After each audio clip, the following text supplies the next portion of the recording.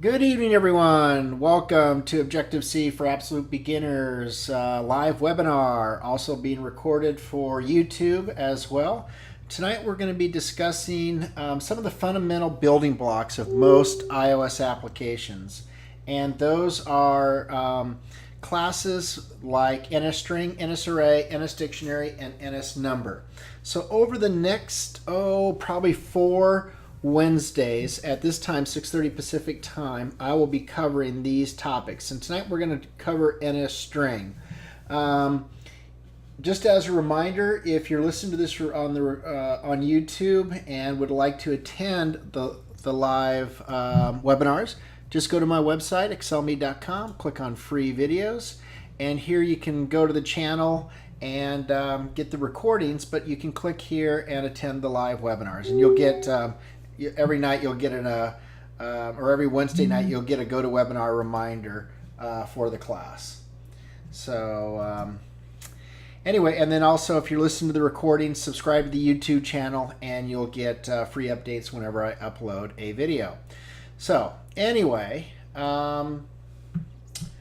let's go ahead and talk about NSString. And the reason I wanted to talk about these classes is sometimes I get students in my class that kind of pass over the Objective-C course and they want to start writing an iOS application right away.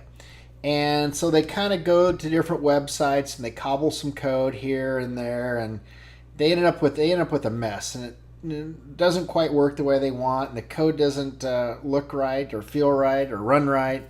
And so anyway, I wanted to cover these strings over the next 3 or 4 sessions until iOS 5 comes out, which should be middle of October. When that comes out, I will be covering some of the things that I can't discuss right now because of the NDA that's in place for all developers but belong to the program. But we'll be able to do that here in about 4 weeks. So in the meantime, let's go ahead and talk about NSString with the time that we have remaining. And those of you that are attending tonight live, and if you have any questions, please feel free to type it into the question box in the GoToWebinar control panel, and I will attempt to answer it. And then after the class tonight, if you have any questions from the book or any chapters in the book, I'll go ahead and, after I stop the recording, because we can only go for about 10 minutes, I will answer your questions.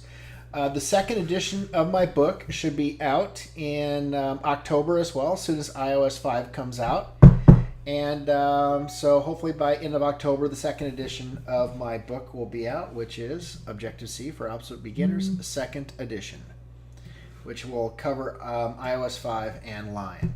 Okay, all right, let's go over and let's talk about NSString. NSString holds strings. They hold characters. It is a class.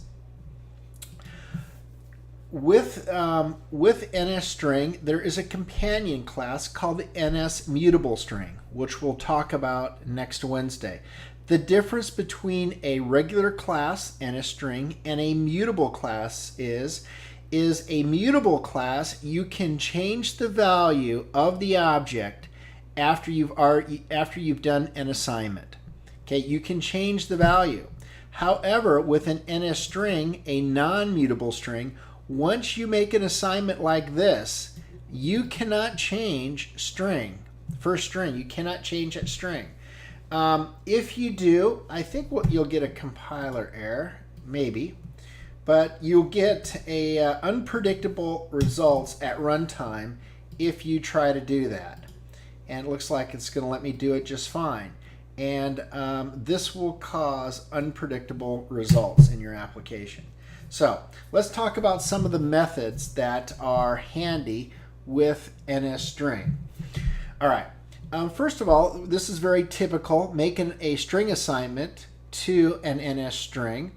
The little @ symbol here in front of it tells the compiler that this is going to be an Objective-C style string.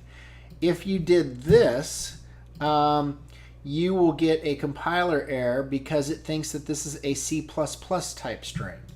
And you can't assign a C++ string to a NSString class like that. Okay, so that's what we tell the little @ symbol, and that's why you see that. All right.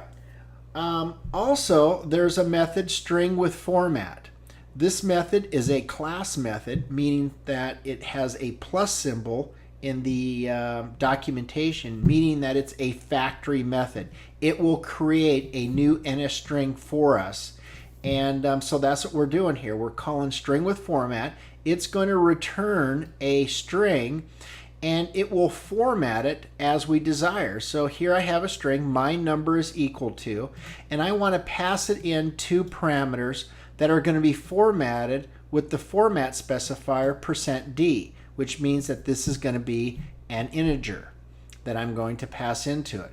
The 4 will go into the first parameter, the 5 will go into the second parameter.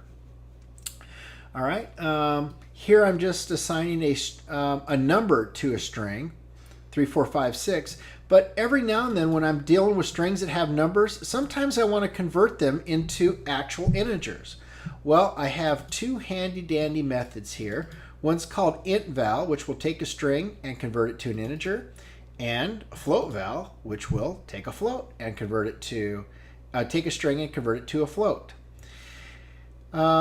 Also, I can take this float here and I can use the float specifier with string with format, which is another string with format. It, again, is a factory method. It will make a new string for us that we don't need to have allocated or anything. It does it for us behind the scenes. And then I'm going to talk more about NSNumber later, but I like NSNumber because I can take it, the value of my int, which is going to be 3, 4, 5, 6, put it into NSNumber, and NSNumber has an equally handy-dandy method called string value, which will take any number stored in NSNumber and put it into a string. So what I've done here is done the assignments, and now I'm going to go ahead and run the application. And here I'm going to go ahead and print out first string. I'm going to print out all my variables and my with the right format specifier. So I've already run the application. Here's the output of it here, down here at the bottom. And you can see I print out the hello world, which is already here for us. And then I print out first string holds first string right here as you expect. This number, which is right here, this number holds 4 and 5 right here for this number. Here's where I took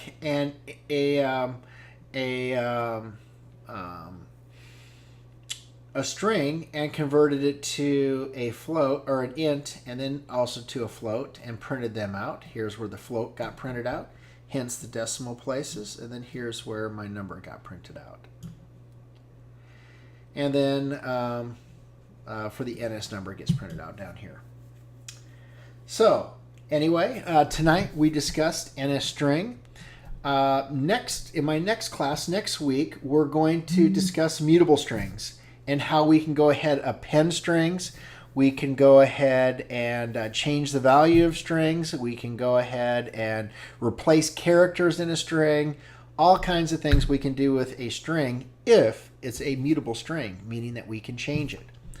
We can't change these values here. We'll get unpredictable results. So if you have any questions, I'll go ahead and take your questions here once I stop the recording for YouTube, and answer the questions for those that are attending live. For those of you that are attending on YouTube, thanks for attending, and we'll have the next recording posted shortly. Thanks everybody, and good night.